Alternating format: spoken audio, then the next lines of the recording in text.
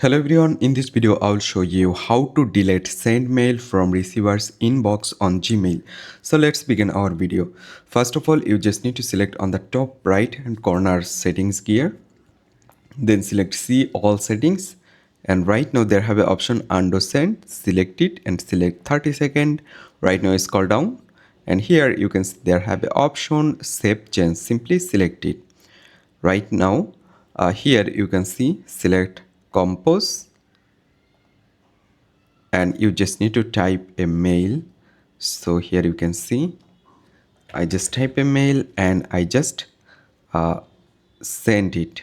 So after send there have an option undo. You can easily delete from receiver's mail, so just select undo and here you can see sending undone. So guys, in this way you can easily delete send mail from receiver's inbox. So I hope you can understand. Thanks for watching this video.